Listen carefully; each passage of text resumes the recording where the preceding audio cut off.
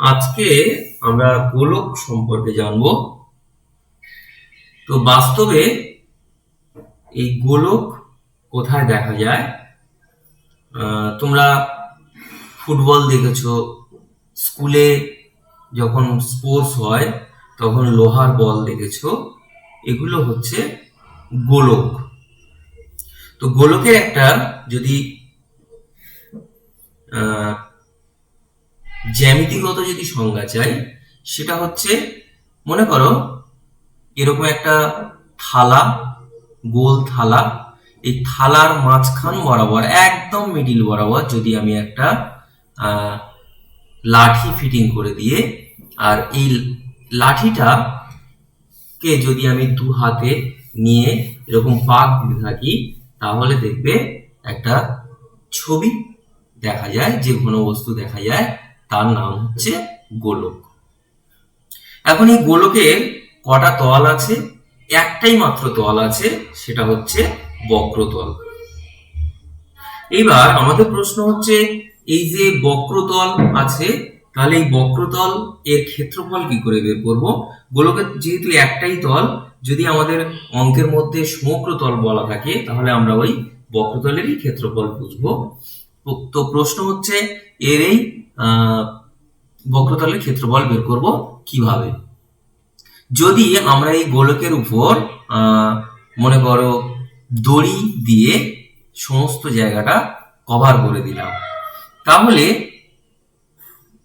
মনে করো এই লাঠি, এই যে মাথা, এই এখান থেকে এরকম দড়ি পাক দিয়ে পাক দিয়ে পাক দিয়ে পুরো গোলকটা উপরিতল কভার করে দিলাম। আচ্ছা, এখানে আর একটা কথা বলবো, গোলকের সেন্টার একটা ধরে নিতে হচ্ছে। আমি মনে করছি মাঝখানে এই জায়গাটা হচ্ছে সেন্টার, এইখানে থেকে আমরা এই ব্যাসার্ধ মনে করছি আর।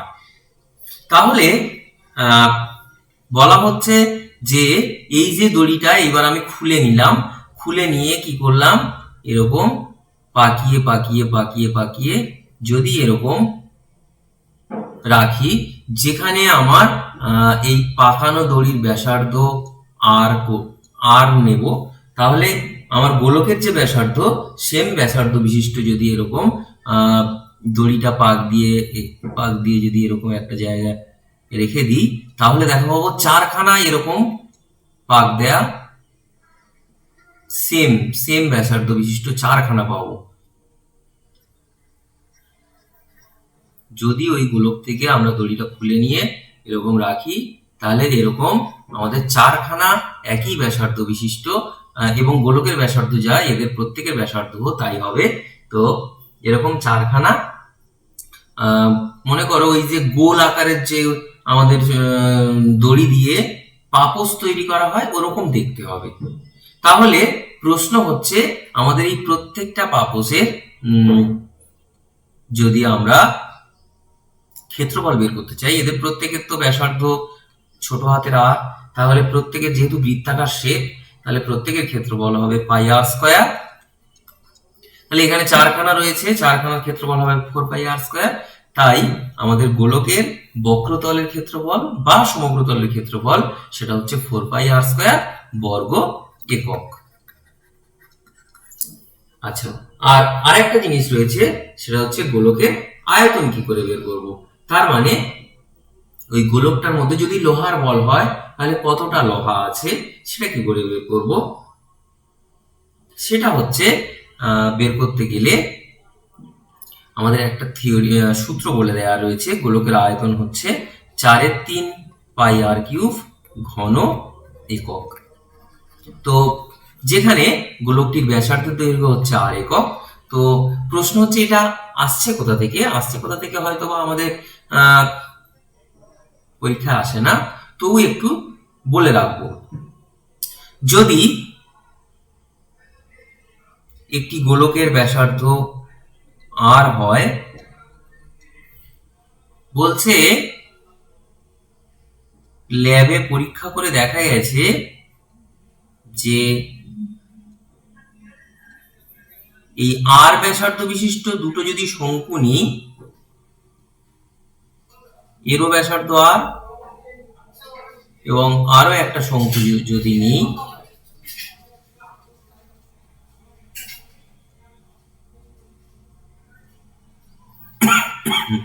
এই প্রত্যেকটি শঙ্কুর ব্যাসার্ধ যদি আর হয় এবং প্রত্যেকটা শঙ্কুর উচ্চতা হচ্ছে, খেয়াল করো আমার এই গোলকটির ব্যাস যা, এই শঙ্কুগুলোর উচ্চতা তাই, তার মানে হচ্ছে 2r করে। বলছে এগুলো দেখতে কাঁপা টাইপের, এর মধ্যে এই দুটোর মধ্যে যতটা পরিমাণ জল ধরবে সেই জলটা আমরা যদি এই গোলকটা যদি আমাদের ফাঁপা গোলক হয়, যদি এখানে ছিদ্র থাকে, যদি এর মধ্যে ঢেলে দিই তাহলে গোলকটি পুরো ভর্তি হয়ে যাবে। তার মানে এই দুটো শঙ্কুর আয়তন যদি আমরা যোগ করি গোলকের আয়তনের সমান হবে। আমি আরো একবার বলবো যে আমাদের এমন দুটো শঙ্কু পাওয়া যাবে যাদের ব্যাসার্ধ, ভূমির ব্যাসার্ধ হচ্ছে আর একক এবং যাদের উচ্চতা হচ্ছে গোলকটির ব্যাসের সমান। তো এরকম দুটো শঙ্কু পাবো আমরা, এবং তাতে যত পরিমাণ তরল ধরবে এই দুটো শঙ্কুতে, দুটো শঙ্কু একদম সেম সাইজের, তো এই যত পরিমাণ তরল ধরবে এই দুটো শঙ্কুতে সেই তরলটা আমাদের এই একটি গোলকে ধরবে। সুতরাং দুটো শঙ্কুর আয়তন যা হবে একটি গোলকের আয়তনও তাই হবে। এবার দুটো শঙ্কুর আয়তন আমরা শঙ্কু চ্যাপ্টারে গিয়ে পড়বো। একটা শঙ্কুর আয়তন হচ্ছে 1/3 পাই আর স্কয়ার এইচ, এখানে এইচ বলতে 2r, এখানে আমার উচ্চতা হচ্ছে 2r, তাহলে 1/3 পাই, ও সরি এখানে 2 আছে সামনে, তাহলে 2/3 পাই আর কিউব। তো যেহেতু দুটো শঙ্কু তাহলে 2r হবে 2/3 পাই আর কিউব, তার মানে এটা যোগ করলে হবে 4/3 পাই আর কিউব ঘন একক। এবার শঙ্কুর আয়তন কি করে 1/3 পাই আর স্কয়ার এইচ আসছে সেটা আমরা শঙ্কু চ্যাপ্টার পড়তে গিয়ে আলোচনা করব, এখানে আর বলছি না। তো যাই হোক, এটা আমাদের মানে থিওরি আসে না পরীক্ষায়, অঙ্ক করতে শুধুমাত্র 4/3 পাই আর কিউব ধরে আমরা আয়তন বের করলেই হবে। এইবার এখানে আরো একটা কথা, সেটা হচ্ছে যদি গোলকটা মাঝখান থেকে কেটে দেওয়া হয় তাহলে এরকম হাফ গোলক, এইবার যদি লোহার বল হয় তার মানে যদি নিরেট হয় তাহলে এর ভিতরে আমার লোহা থাকবে, সেক্ষেত্রে আমার এই লোহার নিরেট অর্ধগোলকের আয়তন 2/3 পাই আর কিউব হবে এবং তার সমগ্র তল ক্ষেত্রফল হচ্ছে, খেয়াল করে যেহেতু নিরেট তাহলে দুটো তল থাকবে, সমগ্র তল বলতে এই বক্রতল থাকবে, আর একটা এই পার্টটা এটা হচ্ছে আমার সমতল। তাহলে নিরেট গোলকের ক্ষেত্রে, অর্ধগোলকের ক্ষেত্রে দুটো তল থাকবে, একটা হচ্ছে বক্রতল আর একটা হচ্ছে সমতল। তো এই বক্রতলের ক্ষেত্রফল হচ্ছে আমার, দেখো পুরো গোলকটার হচ্ছে 4 পাই আর স্কয়ার, তাহলে বক্রতলের ক্ষেত্রফল হচ্ছে 2 পাই আর স্কয়ার বর্গ একক, এবং এই যে সমতলটার ক্ষেত্রফল যেহেতু এটা বৃত্তাকার তাহলে পাই আর স্কয়ার বর্গ একক। সুতরাং অর্ধগোলকের সমগ্রতলের ক্ষেত্রফল হচ্ছে 2 পাই আর স্কয়ার প্লাস পাই আর স্কয়ার, তার মানে হচ্ছে 3 পাই আর স্কয়ার বর্গ একক। তো এগুলো তোমার মনে রাখতে হবে, অঙ্ক করতে গিয়ে আমরা তার এরকম ছবি এঁকে বের করবো না। তাহলে অর্ধগোলকের সমগ্রতল মানে হচ্ছে 3 পাই আর স্কয়ার এবং তার আয়তন 2 পাই আর কিউব।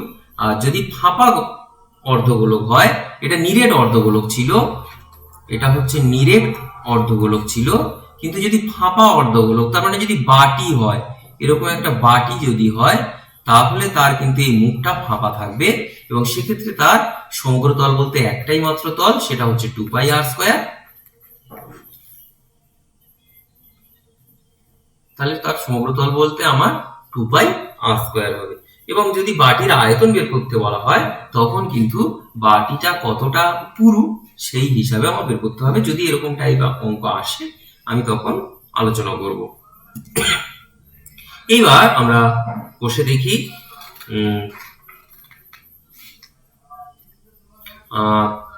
বসে দেখি 12 আচ্ছা, এখানে যেটা বলতে বলতে বললাম না সেটা নয় একটু বলে দিচ্ছি, যে যদি বাটি হয় তার আয়তন কি করে বের করব। খেয়াল করো এখান থেকে তাহলে এটা পুরু কতটা সেটা আগে ধরতে হবে। তার মানে আমার এর বাইরের দিকের একটা ব্যাসার্ধ থাকবে সেটা ক্যাপিটাল আর, আর ভিতরের দিকের একটা ব্যাসার্ধ থাকবে সেটা ছোট হাতের আর। এই বাটিটা পুরো হচ্ছে ক্যাপিটাল আর মাইনাস স্মল আর একক। তাহলে আমার পুরো বাটিটার আয়তন হচ্ছে যেহেতু হাফ বাটি, তাহলে 2/3 পাই বড় হাতের আর কিউব, এর থেকে ভেতরের ফাঁপা জায়গার আয়তন হচ্ছে 2/3 পাই ছোট আর কিউব। এটা বাদ দিলে আমার বাটিটার আয়তন বেরিয়ে যাবে। তো এবং একক যেরকম আমরা ঘন একক লিখছিলাম এবং সেন্টিমিটার থাকলে ঘন সেন্টিমিটার, এগুলো আমরা লিখবো। এবার আসবো কষে দেখি 12 এর কয়েকটা প্রশ্ন। অঙ্কগুলো খুব সোজা। একটি গোলকের ব্যাসার্ধের দৈর্ঘ্য, দেখো এখানে ব্যাসার্ধ বলা আছে 10.5 সেন্টিমিটার, তার সমগ্রতল, সমগ্রতল মানে তার একটাই মাত্র তল, বক্রতল, সেটা হচ্ছে 4 পাই আর স্কয়ার। তাহলে এখানে লিখবো যে ব্যাসার্ধের দৈর্ঘ্য, প্রথম দিকে এগুলো সোজা অঙ্ক, এগুলো আসে না তেমন, তবু তোমার এগুলো জানতে হবে।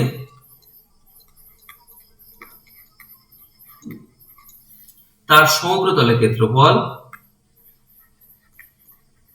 সমগ্রতলের ক্ষেত্রফল 4 পাই আর স্কয়ার বর্গ সেমি। তো 4 পাই মানে হচ্ছে 22/7, আর আর এর জায়গায় 10.5 হোল স্কয়ার বর্গ সেমি। এখানে ছোট্ট করে লিখে দিতে পারো, পাই মানে হচ্ছে 22/7। এবার 10.5 তাহলে আমার দুবার হবে এত বর্গ সেমি।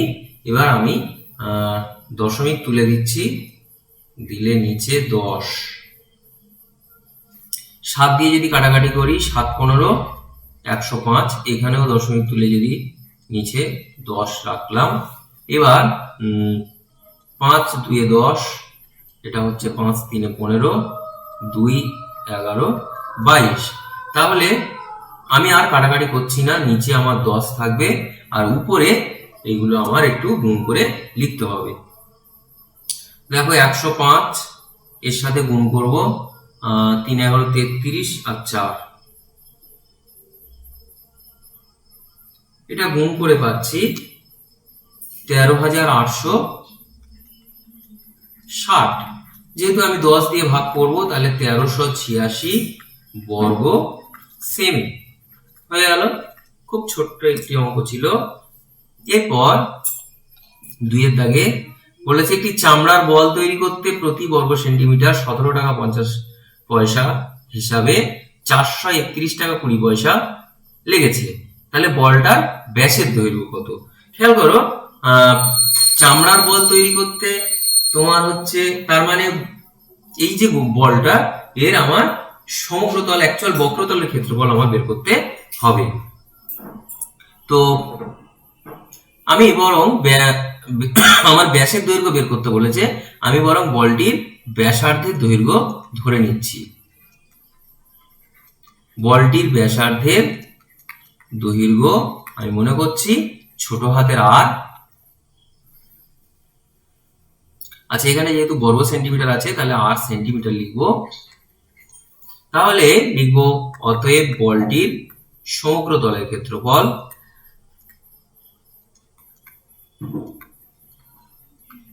সমান 4 পাই আর স্কয়ার বর্গ সেমি।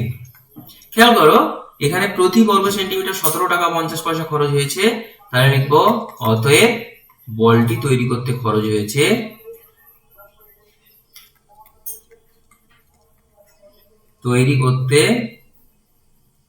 খরচ হয়েছে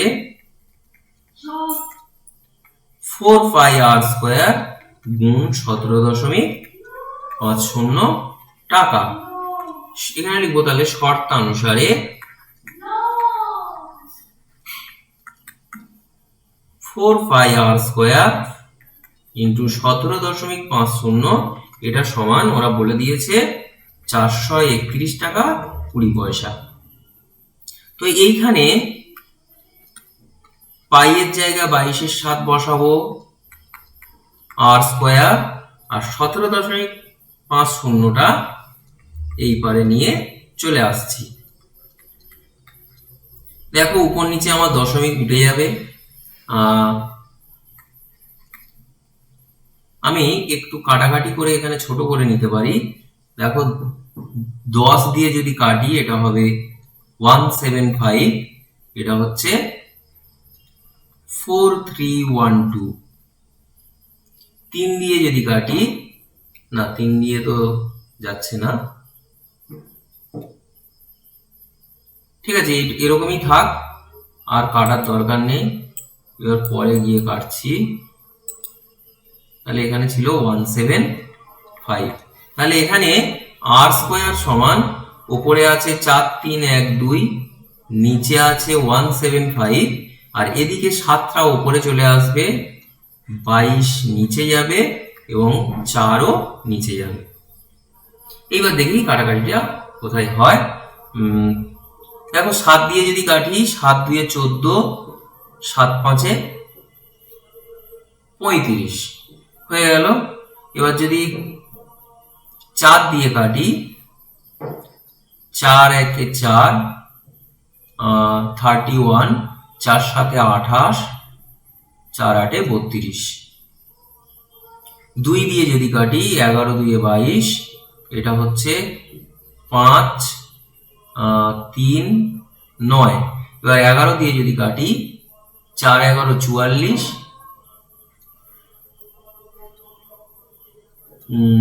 9 11 99। তাহলে আমরা পেলাম আর সমান √4/9/25, তার মানে 7/5 হয়ে গেল। তো আমাকে জিজ্ঞেস করা হয়েছিল যে আমার বলটির ব্যাসের দৈর্ঘ্য কত হবে। লিখব অতএব বলটির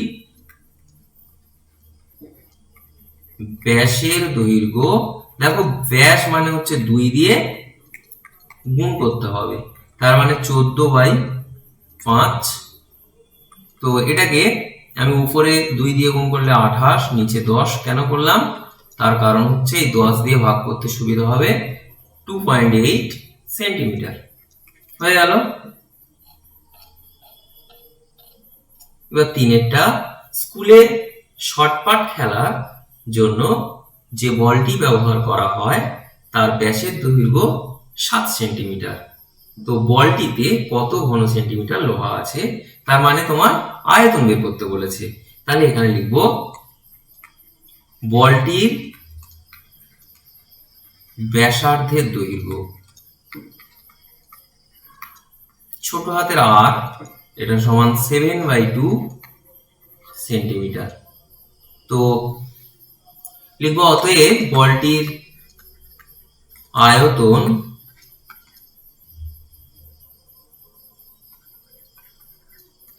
চারের 3 πr³ ঘন সেন্টিমিটার। তো এইখানে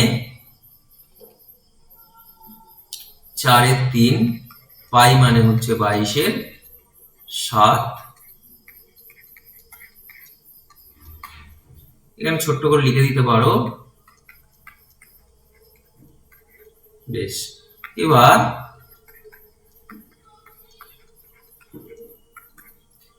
তাহলে এটা 3 বার হবে। এবার একটু কাটাকাটি করতে হবে।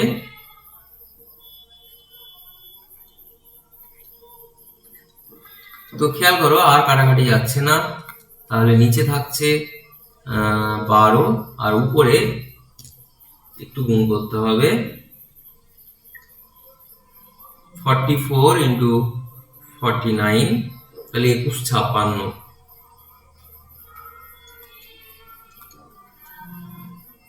ও না, কাটাকাটি যেত তো, আমি ভুল করলাম। এই যে 2 দিয়ে কাটাকাটি যেত, খেয়াল করিনি।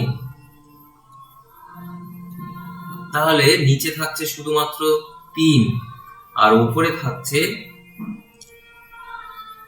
49, হ্যাঁ, × 11। তাহলে এটা হচ্ছে 539। তাহলে এইবার তোমরা এটা মিশ্র ভগ্নাংশে করে নেবে।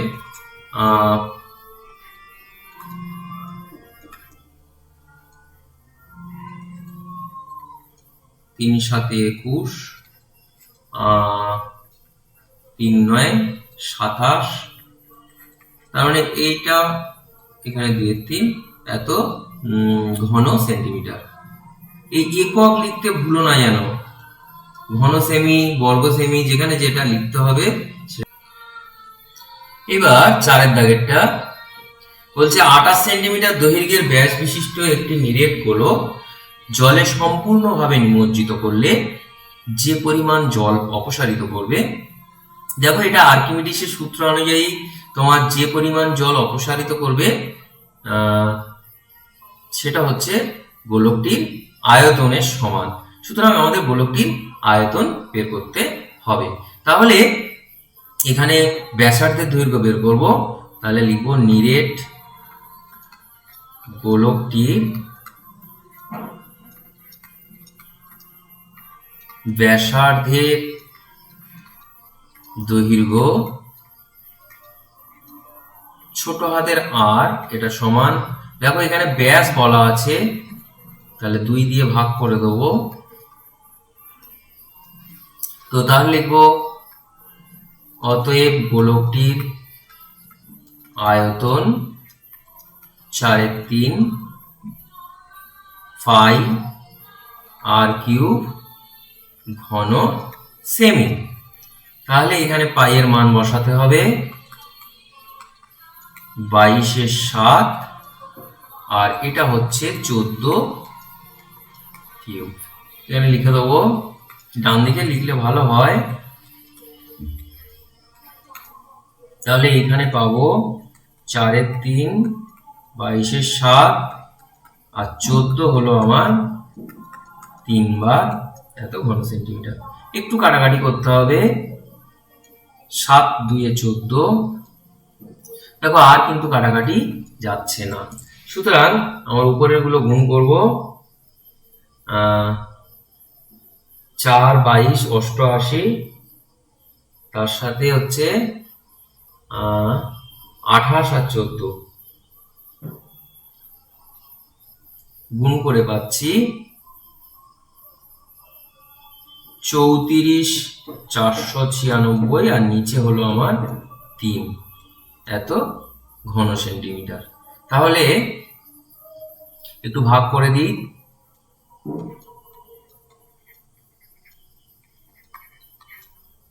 3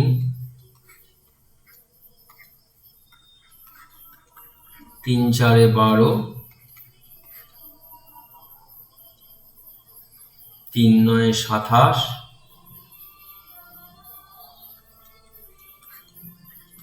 3 8 24। তাহলে এখানে এত ঘন সেন্টিমিটার। তাহলে লিখবো অতএব বলটি, আমি আর লিখলাম না, নিজেরা লিখে নেবে, অতএব বলটি 11,498 পূর্ণ 2/3 ঘন সেন্টিমিটার জল অপসারিত করবে। হয়ে গেল। 5 দাগে বলছে কোন গোলাকার গ্যাস বেলুন ফোলাবার সময় তার ব্যাসার্ধের দৈর্ঘ্য 7 সেন্টিমিটার থেকে 21 সেন্টিমিটার হলে বেলুনটির পূর্বের এবং পরের সমগ্রতলের ক্ষেত্রফলের অনুপাত নির্ণয় করি। তাহলে লিখি বেলুনটির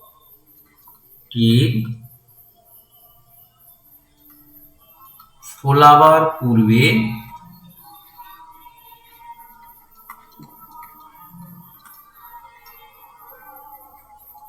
আমরা এটা ছোট হাতের আর ধরছি,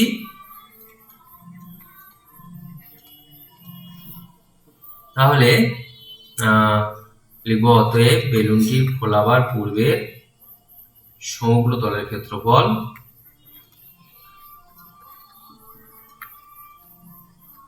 কত হবে 4 পাই আর স্কয়ার।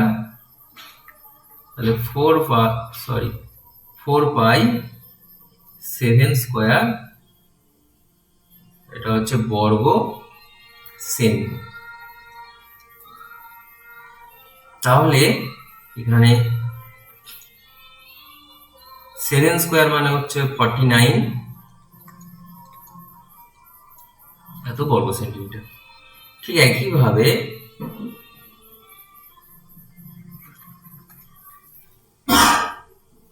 বেলুনটির ফোলাবার পরে ব্যাসার্ধ ক্যাপিটাল আর, এটা সমান হচ্ছে আমার 21 সেন্টিমিটার। তাহলে লিখব অতএব বেলুনটির ফোলাবার পরে সমগ্র তলের ক্ষেত্রফল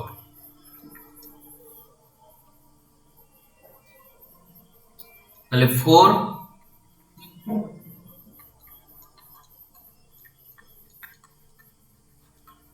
এটা,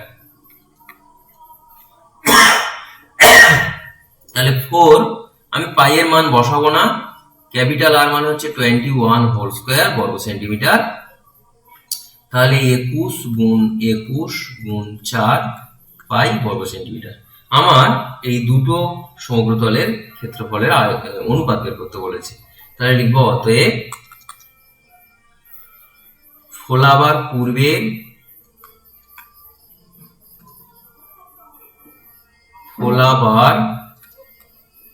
পূর্বের ও পরের সমগ্র তলের ক্ষেত্রফলের অনুপাত।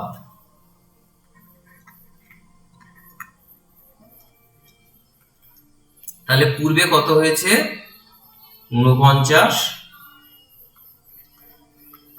গুণ 4 পাই, পরে হয়েছে এটা। এবার কাটাকাটি করতে হবে, দেখো উপর নিচে 4 পাই কেটে যাবে, 7 3 21, 7 7 49, 7 3 21, তাহলে উপরে 1 নিচে 9, তার মানে হচ্ছে 1:9। এবার 6 দাগে বলছে অর্ধগোলাকৃতি একটি বাটি তৈরি করতে। দেখো যেহেতু বাটি, তাহলে এর মুখটা হচ্ছে ফাঁপা, সুতরাং আমার এর কিন্তু একটাই মাত্র তল, সেটা হচ্ছে বক্রতল। তো 127.27 বর্গ সেন্টিমিটার পাত লেগেছে। তো বাটিটির মুখের ব্যাসের দৈর্ঘ্য কত তোমার জানতে চেয়েছে। তো বাটিটির মুখের ব্যাসার্ধ আমি ধরে নেব, লিখি মনে করি বাটিটির মুখের ব্যাসার্ধের দৈর্ঘ্য ছোট হাতের আর সেন্টিমিটার। লিখব অতএব বাটিটি তৈরি করতে পাত লেগেছে,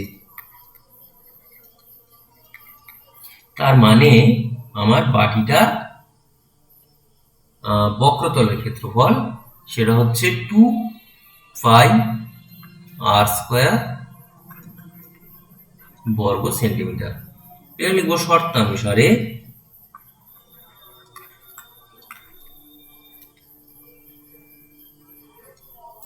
শর্তানুসারে 2 পাই আর স্কয়ার এটা সমান 127 এটা। তো এইখানে 2 পাই মানে হচ্ছে 22/7 আর স্কয়ার, আর ডান দিকে 7 দিয়ে গুণ করতে হবে 127 কে,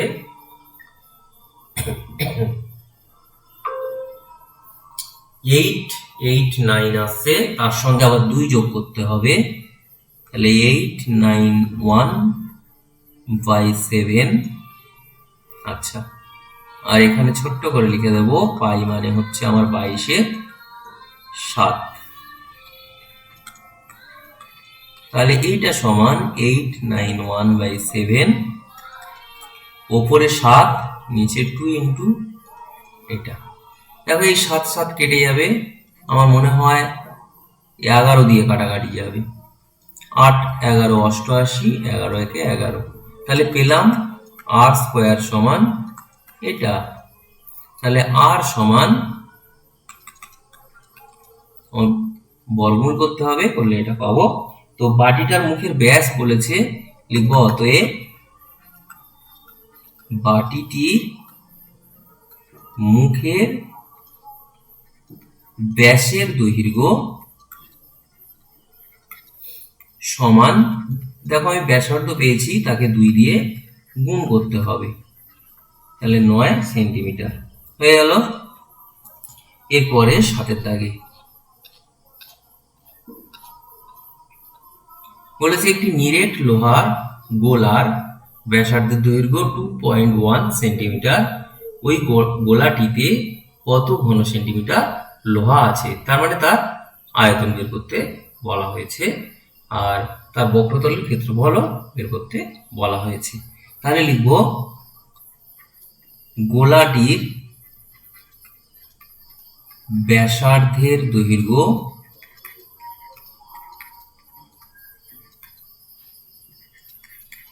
r সমান 2.1 সেন্টিমিটার। লিখব অতএব গোলাটির আয়তন, বা এটাকে লিখতে পারি গোলাটিতে লোহা আছে, যে কোনো একটা লিখলে হবে, সমান 4/3 পাই r কিউব ঘন সেমি। তো এইখানে 4/3 পাই মানে হচ্ছে আমার 22/7, আর r মানে এটা, এর হোল কিউব ঘন সেন্টিমিটার। তার মানে হচ্ছে 4/3 22/7, এটা হচ্ছে 2.1, 3 বার হবে, হয়ে গেল। এবার একটু কাটাকাটি করতে হবে।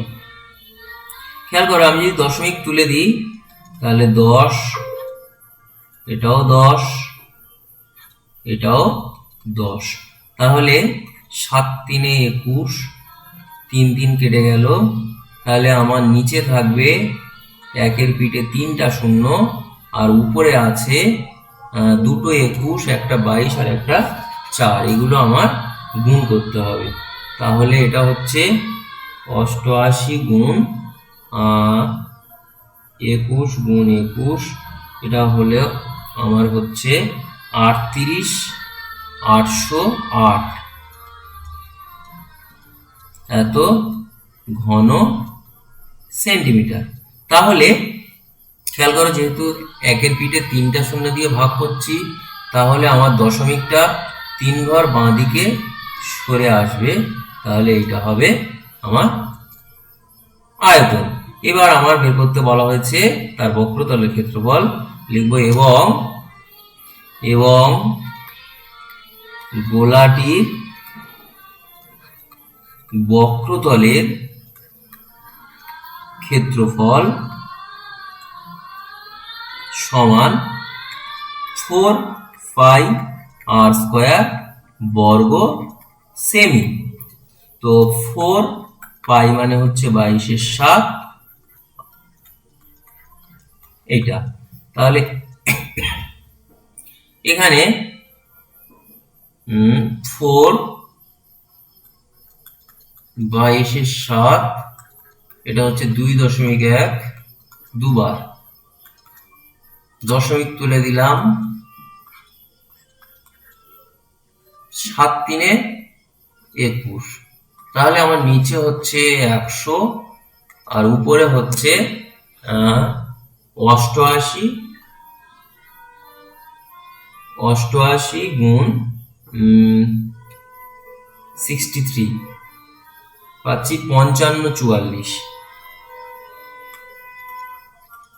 তার মানে 100 দিয়ে যদি ভাগ করি 55.44 এত বর্গ সেন্টিমিটার, তাহলে হয়ে গেল বক্রতলের ক্ষেত্রফল। এবার আমি 8 দাগের প্রশ্নটা বলে আজকে শেষ করব, বাকিটা পরের ভিডিওতে আলোচনা করব। বলছে একটি নিরেট সীসার গোলকের ব্যাসের দৈর্ঘ্য 14 সেন্টিমিটার। এখানে ব্যাস বলা আছে, তাহলে তোমার ব্যাসার্ধ বের করতে হবে।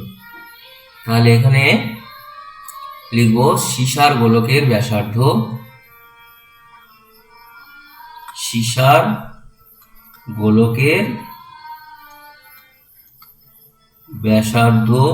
ব্যাসার্ধের দৈর্ঘ্য ছোট হাতের r সমান 14/2। তার কারণ হচ্ছে ব্যাস বলা ছিল, তাহলে 2 দিয়ে ভাগ করতে হবে। তো বলছে গোলকটি গলিয়ে 3.5 সেন্টিমিটার দৈর্ঘ্যের ব্যাসার্ধের কতগুলো নিরেট গোলক তৈরি করা যাবে। খেয়াল করো, আমরা এরকম প্রশ্ন লম্ব বৃত্তাকার চোঙেও পেয়েছিলাম। তো আমরা সেখানে দেখেছি যে আমাদের দুটো আয়তন বের করতে হবে, আর ছোট আয়তনটা দিয়ে বড় আয়তনকে ভাগ করলে আমরা নিরেট গোলকের সংখ্যা পেয়ে যাব। তাহলে এখানে লিখব সীসার